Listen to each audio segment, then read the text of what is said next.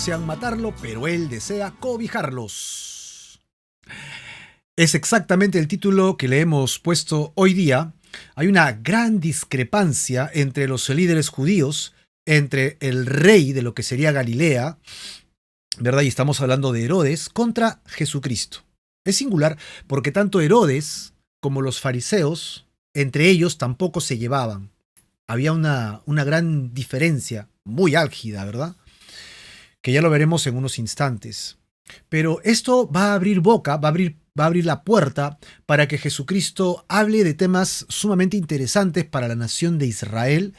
Y pues como consecuencia veremos que así como Dios trata a su nación, como Dios nunca cambia porque es inmutable, entonces también nos veremos afectados nosotros por el mismo criterio de Dios. Dios es así, Dios tiene una sola forma de actuar, Él es Dios, amén. Obviamente administra de manera distinta de acuerdo a la revelación que tenemos, eso sí es verdad. Amén. Por ejemplo, en el Antiguo Testamento, Dios le dio revelación a Adán, pero él no conocía todo lo que conocemos nosotros acerca del Evangelio, ¿verdad? Lo mismo sucedió con Abraham y tampoco fue lo mismo con Moisés. Dios le dio más revelación a Moisés y a esa nación que la que había tenido Abraham cuando estaba todavía deambulando por la tierra prometida antes de que se la entregara a sus descendientes. Y asimismo, nosotros ahora tenemos mucho más revelación de lo que tenían la gente de la época de Jesús. Evidentemente, más revelación tenemos, más se nos demandará también. Acá no es porque yo no sabía. Bueno, no sabías porque no querías, pero ahí está. Igual se te va a ser demandado. Porque la información existe y nosotros tenemos que ser responsables para poder ir a ella, tomarla y vivir por la palabra de Dios.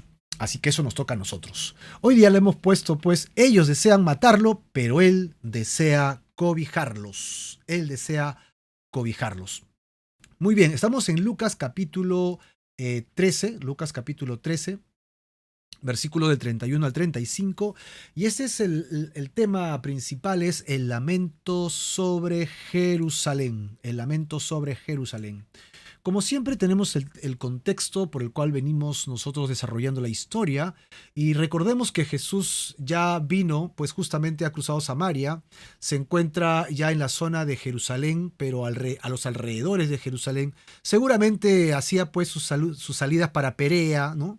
Regresaba porque estaba cerca por Jericó, Chipre, y esta zona de Perea junto con Galilea le pertenecían al rey Herodes, así que tiene mucho sentido que Jesús esté en una zona que Herodes no quiera que él esté, y ahora lo veremos por qué.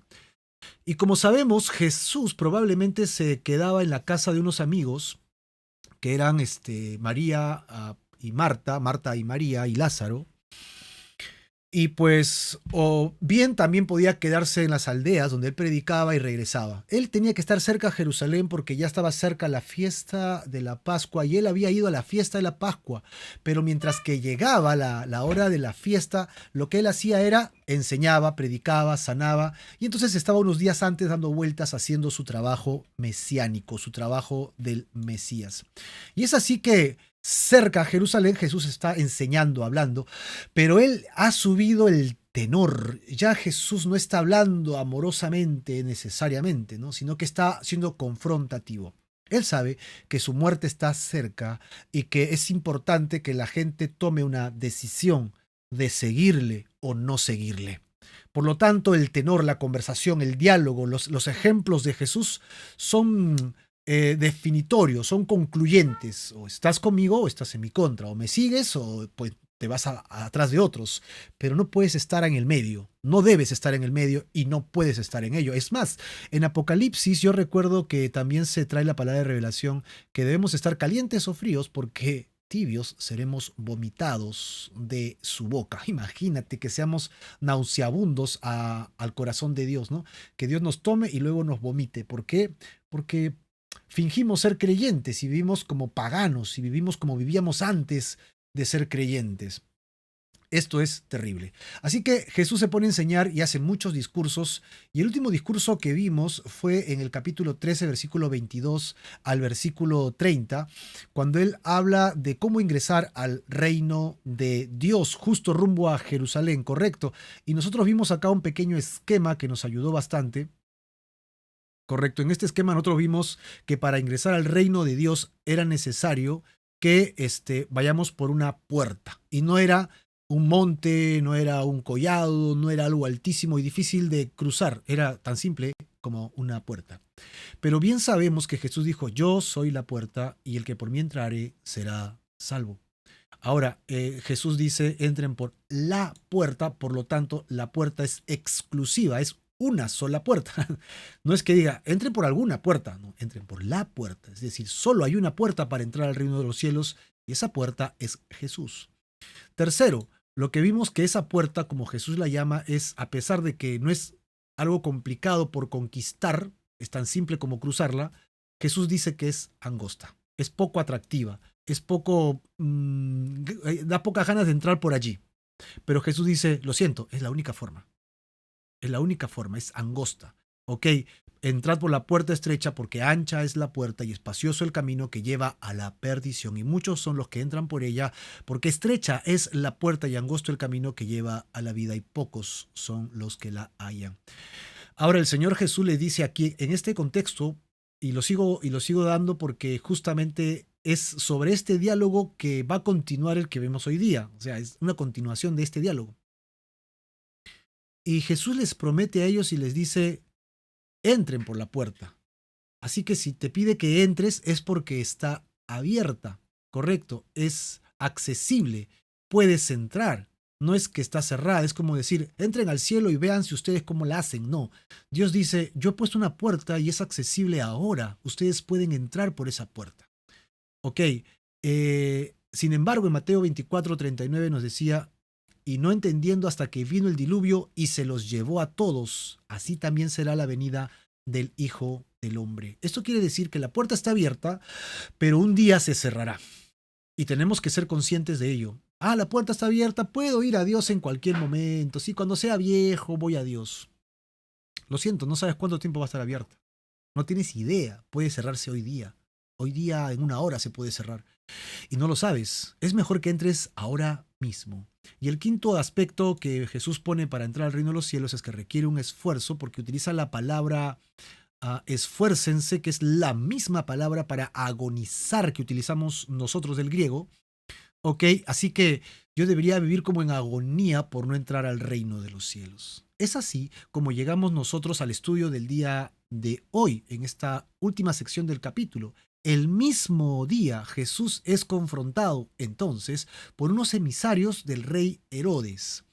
Lucas capítulo 13, 31 al 35, hablando del lamento sobre Jerusalén, pues acá tenemos una imagen bastante representativa donde está Jesús con sus discípulos y al fondo la ciudad de Jerusalén y lo emblemático de la ciudad es el templo, obviamente, ¿no? El templo.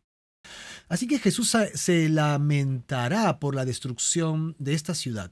Ellos decidieron alejarse de Dios y la consecuencia será su propia destrucción. Jesús se pone muy triste por esto y sin embargo termina con palabras de esperanza en el desarrollo de esta lectura. Así que veremos esto en dos secciones. Primero, veremos la amenaza de Herodes, cómo él hace un arguye, ¿no? Hace una especie de manipulación para deshacerse de Jesús. Así que la amenaza de Herodes contra Jesús. Y segundo, veremos el deseo de Dios para su pueblo a pesar de las amenazas que está recibiendo. Vamos de lleno a la primera parte.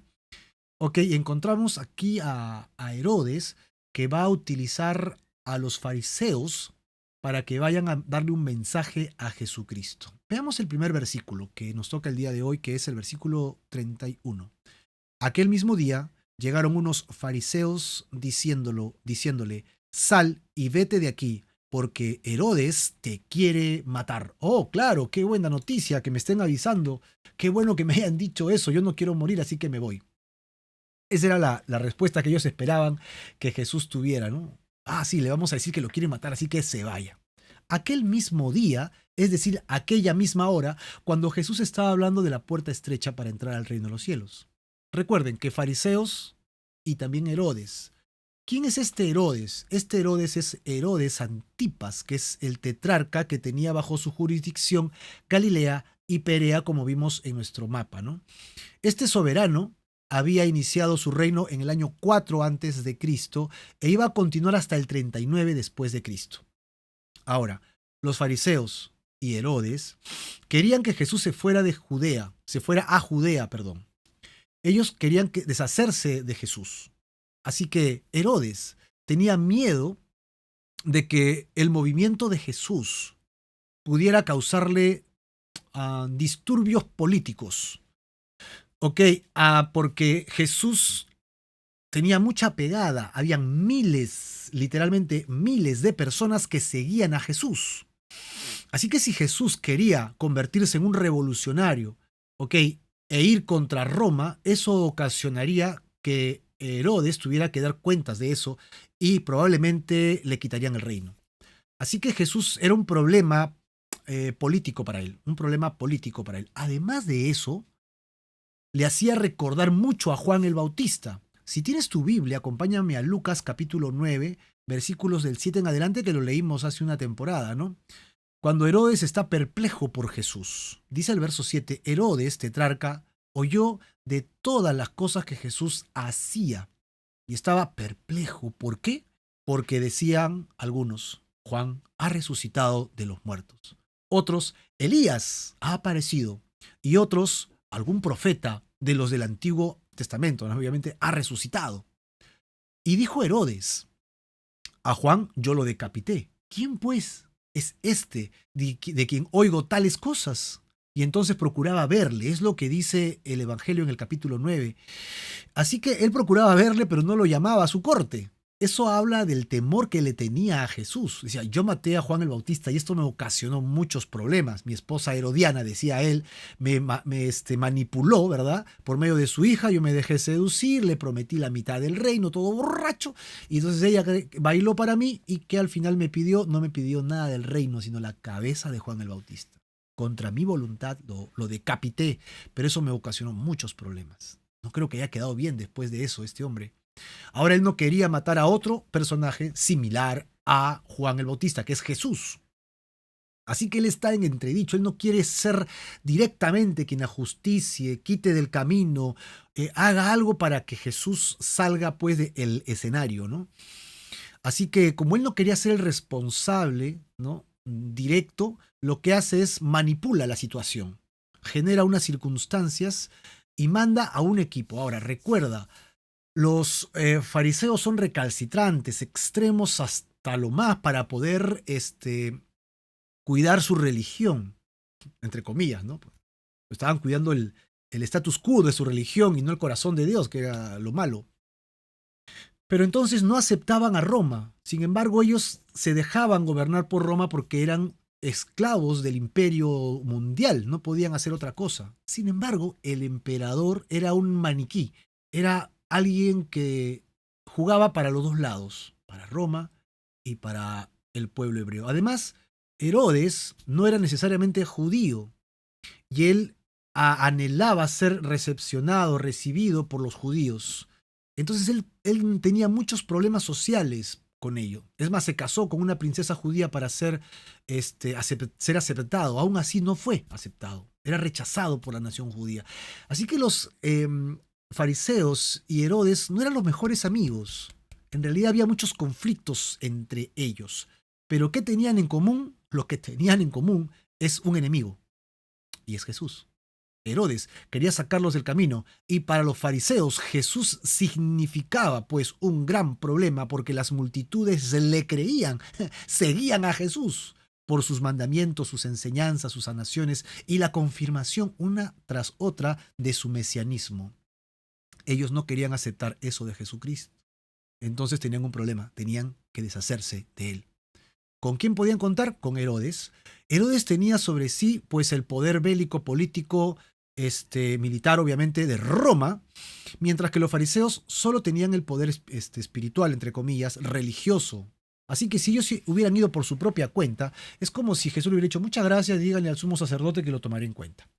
Pero no, ahora ellos vienen de parte del emperador, ¿no? La máxima autoridad. Es como si alguien te dijera, te llama el presidente y te dice que te calles la boca. Bueno, eso sería comunismo puro, ¿no? Pero Supongamos pues que te dicen, por favor, el presidente te ha mandado llamar y dice, por favor, que te vayas o que te calles la boca. Si el presidente te está amenazando de muerte por algún motivo, hermano, ten mucho cuidado. Así que este es el nivel con el que ellos vienen, es el tenor, ¿no? Este no es un aviso amistoso en realidad.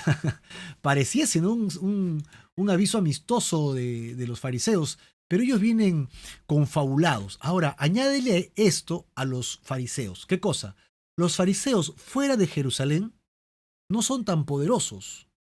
Jesús es más poderoso que ellos en Galilea, en Perea y en los alrededores de Jerusalén, porque el pueblo estaba con él.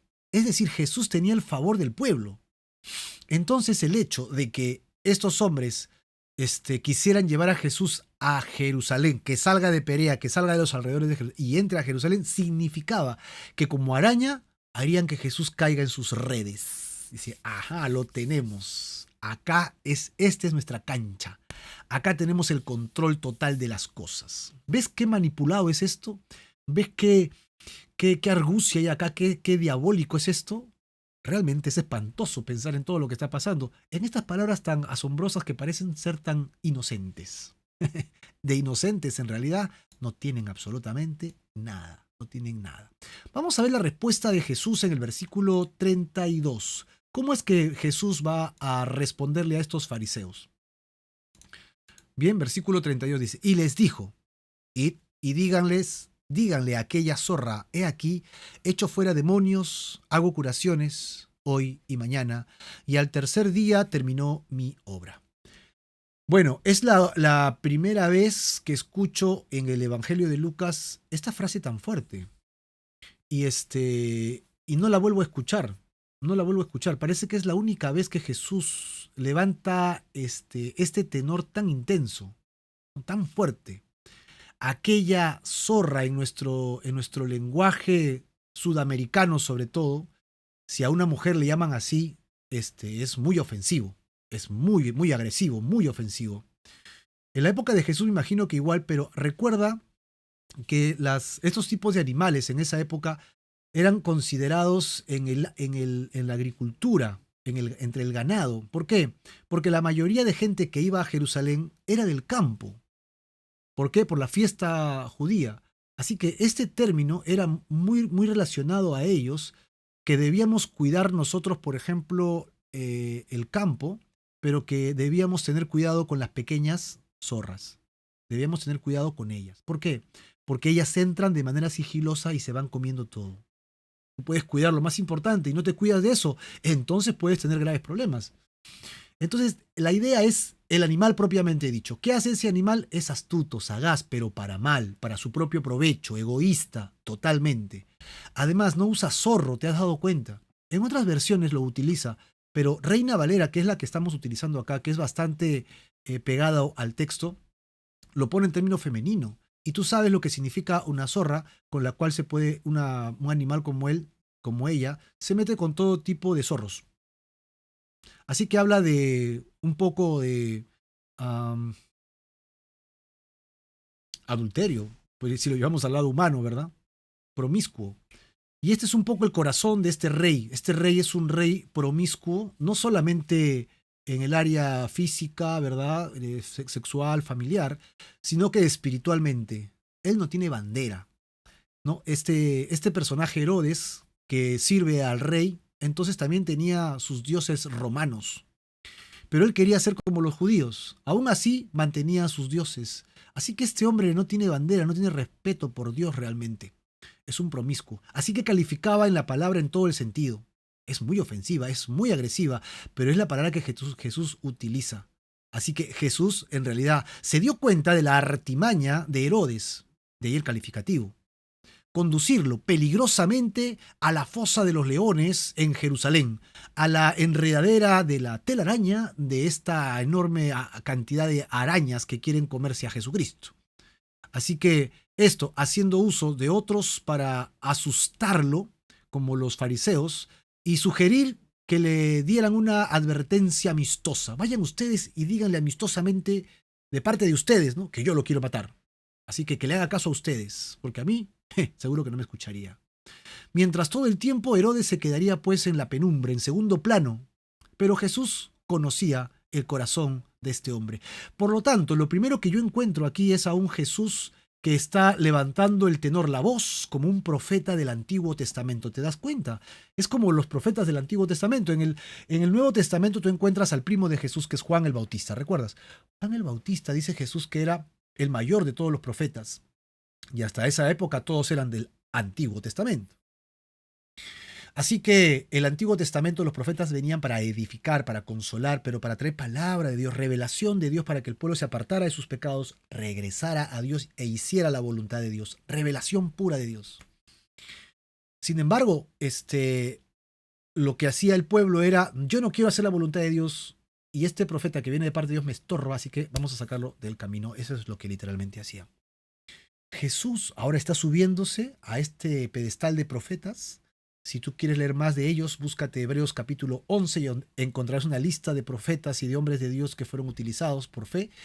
Y Jesús se va a poner en este nivel de profeta y va a decir, yo tengo revelación y yo sé quién es este tipo. Este tipo no me viene a mí a hablar con un vocabulario de agresión para que me escape y me llene de miedo y ustedes se están dejando utilizar por él. No, él es una... ¡Pum! Le pone con la palabra Z. Y voy a dejar de decirlo porque para algunos puede sonar fuerte, ¿no? Y agresivo. Es decir, Jesús se pone en una condición como de profeta. Yo soy acá un profeta, miren, y él es así. Trae la revelación de lo que es el corazón de este hombre pagano, de este hombre artimiñoso, mañoso, ¿no? Manipulador que es Herodes. Evidentemente también los fariseos. Ahora, él dice, echo fuera demonios y hago curaciones. Herodes no debería temer a Jesús porque Jesús vino a ayudar al pueblo. Ahora, yo quiero que tomes en cuenta algo más. El Antiguo Testamento está lleno de palabras, de profecías que acompañarían al Mesías cuando venga. ¿Cómo reconocerían al Mesías? Traería palabra de Dios. ¿Recuerdas cuando Jesús empezó su ministerio y entró en Nazaret y entró a la sinagoga y empezó a enseñar y habló el libro de Isaías? Él comenzó a decir cosas que iba a ser el Mesías. Sanar enfermos, hacer que los cojos saltaran, hará que el mudo cantara, que el ciego viera, que el sordo oyera, que traería libertad a los cautivos. Pues nadie hasta esa época había hecho esto en conjunto, todo el día, todo el tiempo. Nadie. Así que el hecho de ver a Jesús, ok, echando fuera demonios y dando curaciones, si lo ponías en la lista de actividades de lo que el Mesías profetizadamente haría, Jesús calificaba perfectamente para ser el Mesías. Mira, si tú no querías ver esto era porque no querías. Si tú eras alguien que asistía a la sinagoga y leías la ley de Dios y veías a Jesús, claramente dirías, oye, este personaje califica para el Mesías. ¿No será el Mesías? Sigámoslo y veamos si sigue calificando y todo era check, check, check. Sí califica. Jesús es el Mesías. Es más, ¿recuerdas a los ciegos que estaban rumbo cerca de Jerusalén cuando Jesús pasa? Y ellos clamaban y decían, Jesús, hijo de David, ten misericordia de mí. ¿Por qué decían Jesús, hijo de David? Porque el Mesías tendría que ser descendiente de David, por un lado, y por otro lado, el Mesías, descendiente de David, ¿qué haría? Daría vista a los ciegos. Los ciegos estaban dictando la profecía del Antiguo Testamento con relación al Mesías y creían que Jesús era el Mesías. Por eso es que decían, hijo de David, ten misericordia de mí y sáname de la vista. Porque si fuese Jesús el Mesías lo podía sanar. Entonces Jesús vino y lo sanó y demostró que era el Mesías. Así que al decirle Jesús a ellos que echa fuera demonios y cura a las personas en la manera que Jesús lo hacía todos los días, Herodes podría ver y los fariseos podrían percibir y la gente que estaba alrededor de Jesús podrían acentuar la cabeza y decir, efectivamente, tiene razón, Jesús es el Mesías. Él es el Mesías. Ahora, algo más que dice Jesús es, hoy, mañana y al tercer día termina mi obra. Yo voy a seguir haciendo estas cosas.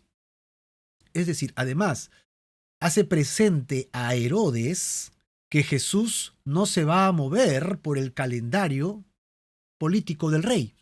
Él no va a sujetarse a lo que el rey diga. El rey dice, muévete, entonces me voy corriendo. Te voy a matar, voy a ir para el otro lado. No, no, no, yo no he venido acá a hacer la voluntad del rey Herodes. Yo he venido acá a hacer la voluntad de mi padre. ¿Recuerdas que Jesús decía eso? Así que hay una agenda. Hay un calendario, y es el calendario divino, calendario de Dios. Y Jesús entraría a Jerusalén en la hora adecuada, en el momento oportuno, para hacer lo que tenía que hacer. Primero, vivir como el Mesías para demostrarle que el mundo creyera en él. Y segundo, ir a la cruz del Calvario. El tercer día, es decir, el día divinamente designado, ni un día antes, ni un día después, alcanzará Jesús su objetivo al cumplir esto. Qué forma tan gloriosa que Jesús se está expresando acá para demostrar que Él moriría en la cruz. Y por medio de su muerte en la cruz salvaría al pueblo. Como dice el Evangelio de Mateo capítulo 20, versículo 28, cuando Jesús responde a Santiago y a Juan y les dice, como el Hijo del Hombre no vino para ser servido, sino para servir. ¿Y para qué? ¿Alguien recuerda? ¿Sí? ¿Lo recuerdas? Y para dar su vida en rescate por muchos. Mateo 20, 28. Búscalo en tu Biblia, márcalo y apréndetelo de memoria. Jesús ha venido para rescatarte a ti y a mí. Dice muchos. Qué maravilloso, porque Jesús no cierra sus palabras de salvación solamente para la nación de Israel. Abre el espectro para que tú y yo podamos también ser salvos de nuestra muerte eterna, la muerte que nos corrompe. Así que hasta acá vemos lo siguiente. La respuesta de Jesús tiene tres aspectos, ¿no? Primero, demuestra su carácter profético, lo cual va a calificar para que muera en Jerusalén. ¿Cómo demuestra su carácter profético? Su carácter profético al tener revelación del pecado del hombre, aquella Z, ¿no? Aquella Z. Y declara pues entonces la naturaleza del rey Herodes, que es un arpío, ¿no? No sé si la palabra arpío es correcta o arpía, porque siempre escucho arpía, ¿no? Que es un manipulador, que es un estratega, pero para mal. Segunda cosa que Jesús hace en su respuesta, ¿cuál es? Define su propia labor, su labor de Mesías. Antes de su objetivo, de su propósito cumplido, él viene a cumplir una labor mesiánica por 3 años, ¿no? En la cual él cumplía todas las profecías de lo que el Mesías haría antes de su muerte en la cruz. Sanar enfermos, levantar cojos, hacer que los ciegos vean, que los mudos hablen, etc, etc, etc. Y Jesús lo hizo, incluso resucitó a los muertos. Tercero, definió su propósito. Seguiré mis propósitos eternos y no el calendario del rey promiscuo, ¿no? Él dijo, hoy, mañana y el tercer día moriré como un profeta de Jerusalén, ¿no? Un profeta en Jerusalén. ¿Y de dónde sacamos esto? Bueno, a continuación en el versículo 33, Jesús lo dice literalmente, ¿no? Ahí lo dice, sin embargo, es necesario que hoy y mañana y pasado mañana siga mi camino, porque no es posible que un profeta muera fuera de Jerusalén. Ya está, él se puso como un profeta y luego él dice, todos los profetas mueren en Jerusalén. Así que en el día que me toque ir a morir, yo iré, no cuando el rey me diga. Ay, qué irónica afirmación. Pero cuánta verdad encierra lo que acabamos de leer. En Jerusalén, el grupo de ancianos, conocidos como el Sanedrín, estaban orquestando, ¿no? Estaban confabulando, se reunían para tomar decisiones y condenar a muerte a Jesús. Era Jerusalén que mataba a sus profetas, a sus propios enviados de Dios. Así que Jesús debe seguir su camino hoy, mañana y al día siguiente, cada día. Si te das cuenta, usa la palabra 3, que la palabra 3 habla de completo, hasta que complete mi obra, básicamente. Cada día en perfecta concordancia, una después de la otra, en el plan de Dios de la eternidad, hasta llegar a Jerusalén para ser crucificado en cumplimiento literal a las profecías. Es más, ya si tú vas al libro de Daniel, vas al libro de Jeremías, te vas a dar cuenta que hay una profecía que dice que el Mesías vendrá 70 semanas de años después. El Mesías entrará a Jerusalén Y si tú calculas las fechas en el calendario judío, no en nuestro calendario, en el calendario judío, y sumas todos los meses y los años que pasaron desde que la nación de Israel fue retomada hasta que, o sea, regresó de Babilonia y comenzó a llegar a Jesús, pasaron 69 semanas de años. Y esa fecha exacta que está profetizada, que entraría el Mesías príncipe a Jerusalén, es el día que Jesús entra. Eso es increíble. No es la agenda de Herodes, es la agenda de Dios. Profecía cumplida, literalmente es increíble, no, no, o sea, el día que mandó traer el asno, el burrito, el pollino y se sentó y entró a Jerusalén y la gente vino y lo ovacionó, no fue casualidad, ya estaba en el engrane eterno de Dios y el reloj estaba caminando para que Jesucristo cumpliera su tiempo. Jesús sabía cuándo debía entrar. Jerusalén, ¿la ciudad santa? No, ahora más bien Jerusalén que mata a sus profetas y entre ellos mataría al hacedor de la vida. ¿A quién más sino a Jesucristo? Así, entramos a la segunda sección de esta lectura, que es cortita pero llena de identidad histórica, profética y de revelación y de palabra. Extraordinario. Jesucristo en un discurso tan pequeño nos da tantas luces para nosotros. Ojo, que todo este contexto está directamente relacionado a Israel. Ok, tenlo para Israel. Luego veremos que en la aplicación, bien, podríamos llevarlos a nuestra propia vida también, porque Dios es inmutable, no cambia, es el mismo, como dice su palabra ayer, ¿no? Hoy y por los siglos de los siglos. Así que veremos que los judíos, los hebreos, la nación de Israel, que podríamos decir que se unen en la capital de Jerusalén, ¿ok? Matan a sus profetas, a los profetas de Dios, sus propios profetas. Verso 34, primera parte. Jerusalén, Jerusalén, que matas a los profetas y apedreas a los que te son enviados. Wow. ¿No? ¿Qué está haciendo Jerusalén? Matando a los enviados de Dios. ¿Puedes creerlo? Jerusalén, Jerusalén. Esto no es un Jerusalén, Jerusalén, malvada Jerusalén que me va a matar. Recuerden que Jerusalén simboliza a la nación de Israel en el corazón, porque es la capital. Y no está hablando de la ciudad como tal, ¿no? O sea, Jerusalén, con tus muros y me vas a matar. No, no, no. Está hablando del corazón de la nación de Israel que se está dejando llevar tras la religiosidad, olvidándose del corazón de Dios.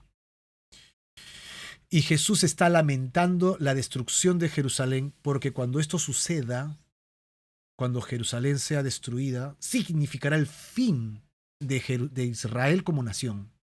Por eso es que Jesús se está lamentando.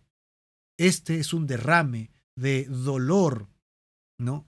Que se dirige básicamente a Jerusalén, porque esta ciudad, siendo la capital, el corazón y el centro mismo de Israel, simboliza el espíritu y la actitud de la nación entera. En la repetición de la palabra Jerusalén se expresa una emoción muy intensa, ¿no? Por ejemplo, ¿recuerdas en Lucas capítulo 10? Cuando Jesús dice, Marta, Marta, afanada y... Muy bien, y turbada. Lo veremos también cuando Jesús habla con Pedro en Lucas 22 al final del Evangelio, cuando le dice, Simón, Simón, ternura, dolor, un asombro personal de corazón. Estas mismas palabras las puedes encontrar en el Antiguo Testamento, cuando, por ejemplo, el rey David pierde a su hijo Absalón, cuando es asesinado y él se rasga las vestiduras, se echa ceniza, llora, clama. ¿Y qué dice? Hijo mío, Absalón, hijo mío, Absalón, hijo mío. Una repetición de esta forma habla de dolor, habla de angustia. Ojalá yo hubiera muerto y no tú, mi hijo, hijo mío, como quien pierde un primogénito. Quien ha perdido un primogénito podría entender el dolor que Jesús siente al ver que su nación será dispersada, serán asesinados, serán golpeados y las cosas terribles que le pasará a Jerusalén. Jesús no está con un sentir de venganza por lo que le harán en algún momento a él, sino está con un gran dolor en su corazón porque es una nación que será destruida y es su nación. ¿Podríamos colocar también nuestro nombre aquí? ¿Qué tal tú que estás con nosotros? ¿Qué tal si Jesús dijera, Graciela Gembes, o Claudia Cristina. ¿Qué diría Dios? Pondría tu nombre ahí, Dianita. ¡Wow! Pon tu nombre. Tal vez Berta, Pedro, Elena, ¿no? ¿Cómo respondería Dios ante ti si te viera hoy día? ¿Cómo estarías tú recibiendo los mensajeros de Dios? Helen. ¿Cómo está reaccionando Dios ante ti cuando te ve reaccionar a ti con relación al mensaje de Dios? ¿Cómo recibes el mensaje de Dios? Danilo, Meche. ¡Wow! Pon tu nombre. Tal vez Natalia, ¿hasta cuándo? ¿No? Y es que este es el corazón de Dios, no de destrucción, no de maldad, no de con saña te voy a destruir porque te has alejado de mí. ¿Verdad que no? El corazón de Dios es de lamento, es de dolor. Dios no quiere destruir al hombre, Él quiere que el hombre sea salvo. Por eso es que Él da la solución para que regreses a Él hoy día arrepentido, y el camino para que regreses a Él es Jesús. La puerta para que regreses a Él tiene nombre propio y se llama Jesús, el Hijo de Dios, el Mesías Jesús, el Cristo, Jesucristo, el Hijo de Dios hecho hombre, que viene a pagar el precio de tu pecado, de mi pecado, para rescatarnos de la muerte eterna y no perecer para la eternidad. Aún así, Jesús continúa diciéndole a ellos: Jerusalén, Jerusalén, que matas a los profetas y apedreas a los que son enviados. En Mateo 5:12, cuando se habla de las bienaventuranzas, dice: gócense y alégrense, porque vuestro galardón es grande en los cielos, porque así persiguieron a los profetas que fueron antes de ustedes. Era conocido, y hasta ahora es conocido, que los profetas del Antiguo Testamento fueron perseguidos, muchos de ellos asesinados de maneras espantosas, terribles, por los propios judíos, por los propios hebreos. Ellos se estaban desviando del camino y Dios manda al profeta para que les advierta, y ellos, en lugar de arrepentirse, ¿qué hacen? Matan al profeta. ¿Para qué? Para seguir en sus pecados. ¿Qué haces con el mensaje de Dios, hermano? Hermana, ¿qué haces cuando el mensaje llega a tu vida y sientes que te está afectando? No, esta palabra es muy dura, dices. Esta palabra es muy complicada. Ahora es más fácil, ¿no? Cuando estábamos en nuestra iglesia presencial, no te podías ir mentalmente, de repente hacías el viaje. Pero ahora, no voy a cambiar de canal, voy a alguien que hable menos duro. ¿Qué haces con el mensaje de Dios? ¿Nos crucificas a los mensajeros o cambias tú? Porque Dios lo que está esperando es que la palabra realmente te incomode. Si la palabra no te incomoda, entonces hay un problema. Tal vez el mensajero no te está llevando el mensaje correcto. Como en el Antiguo Testamento, existían y habían falsos profetas que le decían al pueblo lo que el pueblo quería escuchar y no venían de parte de Dios. Siempre tenemos pecado y siempre tenemos de qué arrepentirnos. Por eso es que la palabra de Dios es luz y alumbra nuestra vida, y entonces nosotros deberíamos enfocar nuestro corazón y decir: sí, estoy en pecado, estoy mal, debo cambiar. Sí, la palabra conforta, anima, restaura, edifica. Sí hace eso la palabra de Dios. Pero la principal arma de la palabra de Dios es sacar, como con un arma de filo, lo que está dentro de nosotros y estirparlo de nuestra alma, para que no muramos en pecado, para que no nos dejemos arrastrar por las concupiscencias, la lascivia, los pensamientos de nuestra alma y de nuestro corazón que nos alejan de la voluntad de Dios. Y si la palabra de Dios, después de hacer eso, nos conforta, es el trabajo de la palabra de Dios. Eso hace la palabra de Dios.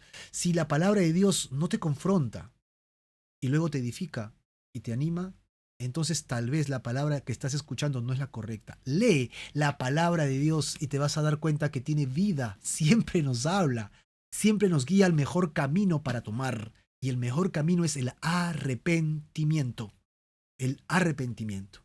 Hasta aquí entonces, los hebreos matan a sus profetas, a los profetas que Dios les está enviando, su propio Dios.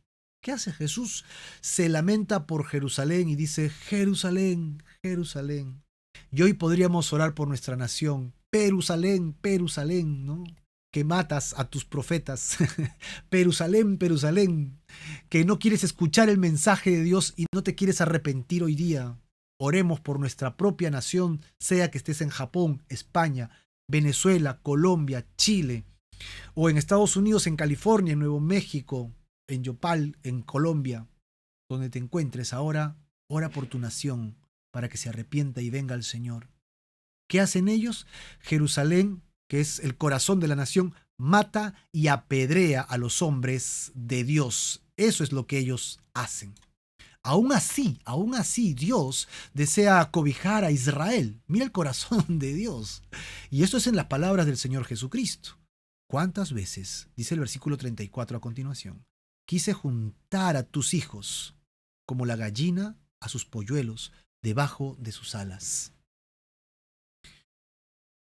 ¿Cuántas veces quise hacer esto, juntarlos? En Mateo 9:36 vemos a Jesús que dice que al ver las multitudes tuvo compasión de ellas porque estaban desamparadas y dispersas como ovejas que no tienen pastor. ¿Qué quería hacer Jesús? Cobijar, tener compasión, cuidarlas, bendecirlas a las multitudes, a la nación de Israel, que juntas significarían Jerusalén, porque ellos son Jerusalén cuando son unidos, van a la ciudad. El corazón latente de Israel es Jerusalén, porque en el centro de Jerusalén está nada más ni nada menos que el templo, donde Dios es adorado.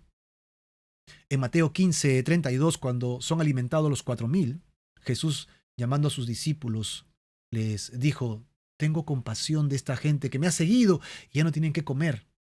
Vamos a darles de comer. Es el corazón de Dios y también de Jesucristo querer atraernos hacia Él para protegernos, para cuidarnos, para bendecirnos. ¿Cómo nos quiere bendecir? Él pone el ejemplo de una gallina. Y es curioso porque en muchas partes de los salmos del Antiguo Testamento tú encuentras esta forma de hablar de Dios en la que se representa a sí mismo como un ave. No quiere decir que Dios tenga alas, correcto, porque Dios dice que también nos ve desde el cielo como con sus ojos, y no es que Dios tenga forma humana. O sea, Dios no tiene forma de animal ni de hombre. Dios es espíritu, dice en la carta de Juan, ¿no? Y el Evangelio de Juan, capítulo 8, también dice, no, Dios es espíritu y los que le adoran en espíritu y en verdad es necesario que le adoren. Juan, capítulo 4, perdón.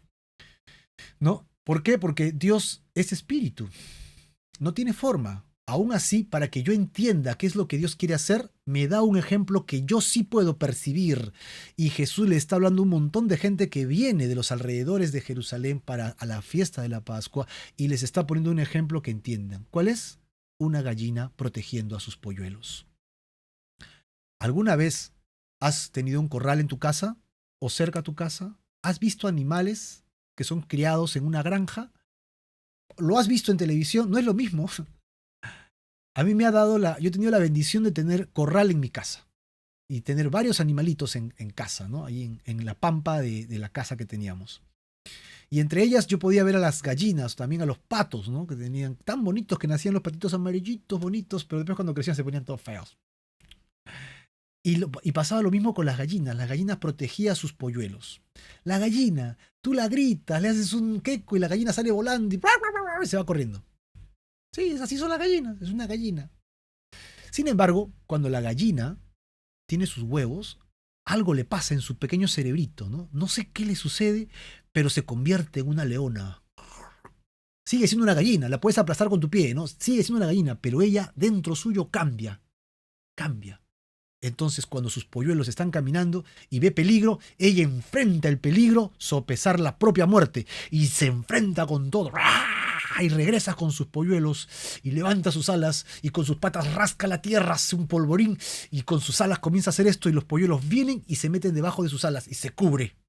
A ver, métete conmigo, dice la gallina. Con un escobazo mato a la gallina. Pero ¿quién se va a meter con una gallina así, hermano? Nadie. Es una madre protegiendo a su pollo. Imagínate, te enterneces, ¿no? ¿Qué es esto? Esta gallina me ha enfrentado para cuidar a sus polluelos. Qué tierno, qué dulce, qué amoroso. Ahora, obviamente, las alas de una gallina no son muy fuertes, son frágiles hasta cierto punto, ¿no? Sí te resisten cierta temperatura, cierto golpe, pero obviamente no es un pequeño animal. Lo que queremos rescatar es la cobertura, la ferocidad, el amor, el cuidado, en este caso un corazón maternal dispuesto a darlo todo para rescatarnos, para cuidarnos. Es esto lo que Jesús está diciendo con esta idea. ¿Cuántas veces los quise juntar a todos tus hijos bajo mis alas? Como una gallina con sus polluelos debajo de sus alas y haciendo sombra sobre ti. Por eso es que la pregunta de hoy día tiene que ver mucho con eso, si estás bajo la sombra del Omnipotente. Esa pregunta yo quiero que la contestes porque hay una encuesta ahí abajo para ti. Yo espero que tú la puedas contestar, ¿no? Que tú la puedas tener a la mano y decir sí, no. Me encantaría mucho que tomes en cuenta esa encuesta y la actives y respondas. Tengo 19 personas que confiesan hasta este punto que efectivamente lo han hecho. Ya están bajo la cubierta del Señor, bajo la cubierta de Dios, bajo la cubierta de sus alas, del Todopoderoso, del Omnipotente Dios, del Omnipotente y Soberano Señor. ¡Wow! ¡Qué maravilloso es Dios quien te quiere proteger, quien te quiere cuidar! Ahora, ¿quién puede negarse a este amor? ¿Quién puede negarse a tal ofrecimiento de cobertura? ¿No? O sea, tú dirás, wow, acepto la cobertura de Dios. ¿Sí o no? Pero te pregunto, ¿cómo responde Israel? Aquí, al final, lo puse en un color celeste. ¿Cómo responde Israel? ¿Lo leíste? Oh, no. ¿Qué le pasó a Israel? ¿Por qué actúa así? Ahí dice, y no quiso. ¿Cómo es posible que no quiera? Es un ofrecimiento divino. La respuesta de el cuidado de Dios amoroso es no quiero. Ay, pero ¿sabes qué? No me sorprende, porque hoy mismo te estoy ofreciendo la salvación de Jesucristo y muchos de ustedes no quieren tampoco. Hoy mismo se está ofreciendo, no yo solo lo estoy diciendo, ¿verdad? Pero Dios te está ofreciendo a ti la salvación a través de su Hijo Jesucristo. Él quiere cubrirte bajo la sombra de sus alas, el Todopoderoso, el Omnipotente. Quiere darte cobertura eterna para que el fuego del infierno y la eternidad perdida no te alcance, sino que su protección te cubra por la eternidad. Te toca responder a ti. ¿Responderás como Israel y no querrás? ¿O responderás, sí, me arrepiento, acepto la cobertura de Dios, me arrepiento de mis pecados, me arrepiento de matar al mensajero, de matar a la palabra de Dios, de negarme a la palabra de Dios? ¿Recuerdas que Jesús dice que si le deseas el mal a tu prójimo con tu pensamiento ya eres un asesino? Es la misma idea. Viene la palabra de Dios y yo la niego de mi vida. Es como si asesinara el mensaje de Dios. Pero hoy día arrepiéntete, hermano, hermana, amigo que me escuchas, y ven al Señor con todo tu corazón. Entrégale tu vida al Señor y no seamos como Israel, porque hay consecuencias por el rechazo. Dios llamó a la nación de Israel para que entraran a la tierra prometida. Primero Moisés y luego Josué los hace entrar. Y les dice, pero no se contaminen, no cometan idolatría, no hagan lo que ellos hacen. Y si ustedes se apartan de mí, ahí estaba en el monte, ¿no? Les dijo las bendiciones y las maldiciones. Si ustedes me siguen, yo los bendeciré como nación. Pero si ustedes se apartan de mí, entonces yo me alejaré de ustedes y dejaré que las naciones vecinas los hagan leña. Bendición y maldición. ¿Qué escogerás? Y el pueblo dijo la bendición. O decidimos obedecer a Dios. Pero aquí encontramos que la nación de Israel se apartó de Dios. Entonces, ¿qué le queda a Dios? Apartarse de ellos. ¿Dios se aparta? Sí. Todo tiene un tiempo. Recuerda el mensaje anterior, la puerta se cerró. Tiene un tiempo.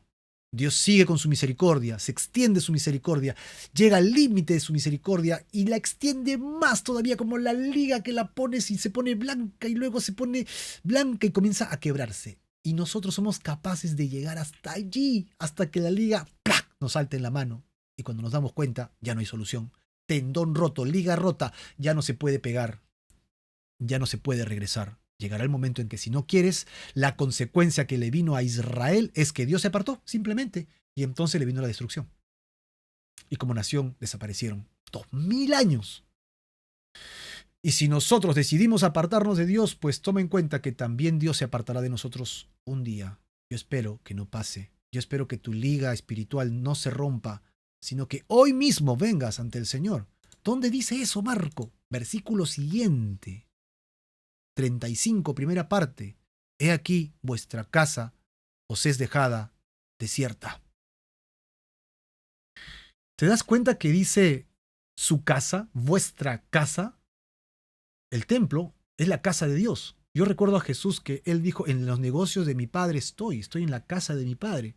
Esta es mi casa, cuando él echa a, a los cambistas, ¿no? Esta es la casa de mi padre, mi casa. Pero ahora, ¿qué dice Jesús? Su casa. Jesús ya no la conoce como suya. Es decir, la ciudad misma, incluido el templo, ¿no? Les es dejado desierto, desolado, como lo decía en el Antiguo Testamento profetizados y se alejaban de Dios. Hay un libro llamado Lamentaciones. ¿Cómo ha quedado sola la ciudad populosa? La grande entre las naciones se ha vuelto como viuda. La señora de provincias ha sido hecha tributaria. Cuando vino Babilonia y se llevó a todos. Estas palabras del profeta Jeremías. Una casa siempre queda desolada cuando Jesús sale de ella. No te alejes de Jesús, no te alejes de Dios. Arde en el Señor, quema en el Señor, vive para el Señor, respira por Dios, para Dios. Haz la voluntad de Dios. No te apartes ni a diestra, ni a siniestra, ni a derecha, ni a izquierda. No desvíes tu mirada ni tu corazón tras las cosas del sistema de este mundo. Aférrate a las promesas de Dios. Vive la palabra de Dios. Camina en el camino del Señor.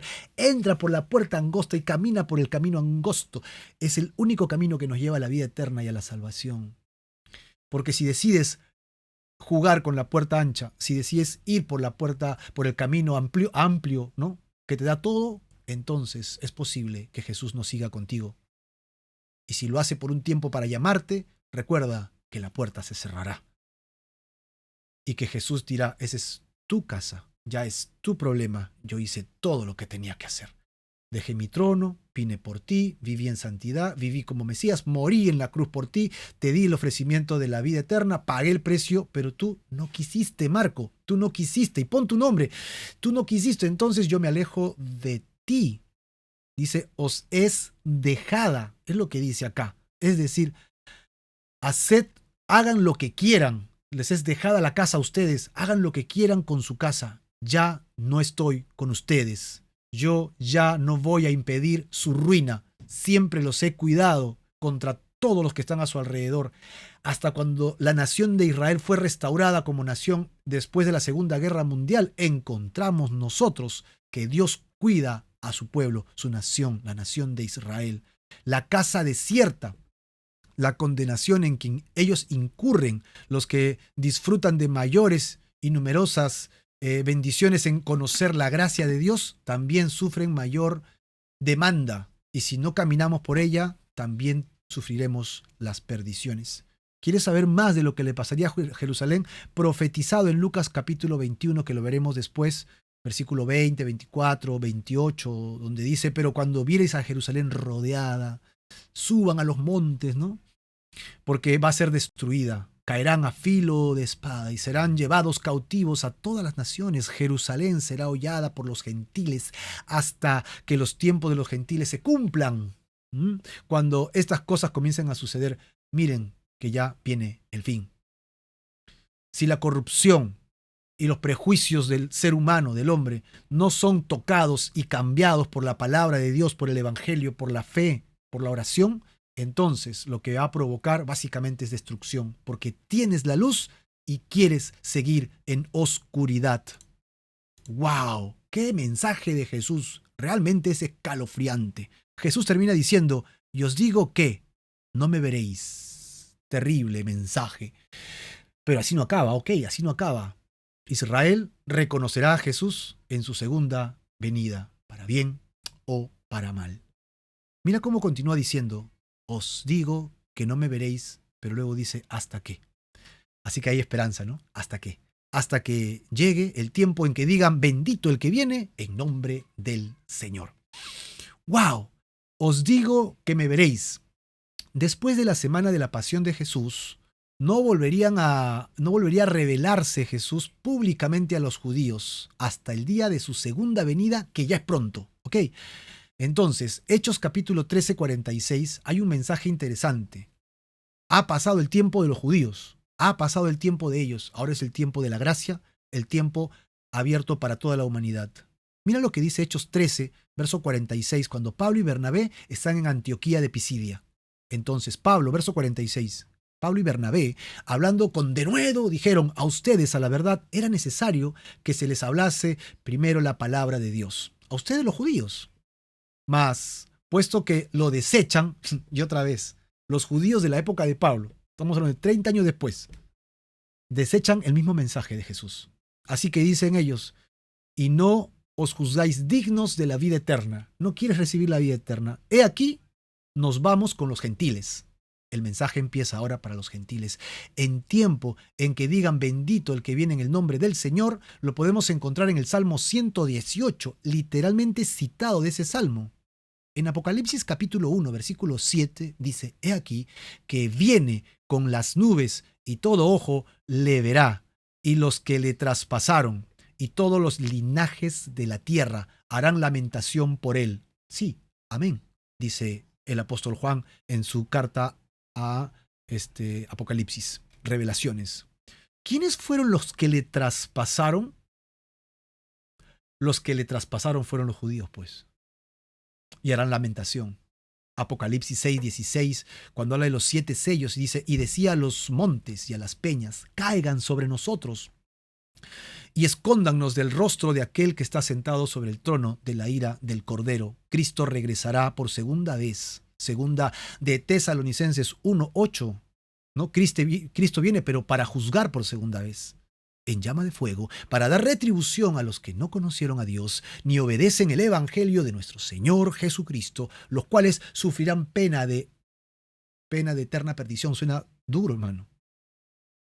Eterna perdición, excluidos de la presencia del Señor y de la gloria de su poder. Por favor, léelo de nuevo. 2 de Tesalonicenses 1:8. Así que los que se arrepienten antes de morir, aclamarán entonces a Cristo lleno de gozo, bienaventurado, ¿no? Aquel que viene, bendito el que viene en el nombre del Señor. Pero los que no se arrepienten, confesarán al Señor de todas maneras, pero con amargura. ¿Cómo confesarás al Señor? ¿Arrepentido para darle la gloria y venir con Él? ¿O con lamento, con dolor? Porque dice Isaías 45, 23, por mí mismo hice juramento, de mi boca salió palabra en justicia y no será revocada, que a mí se doblará toda rodilla y jurará toda lengua. Aunque no quieras creer hoy día, ¿sabes que un día confesarás a Jesucristo? Sea para que lo recibas en gloria, o sea por el lamento de no estar allí.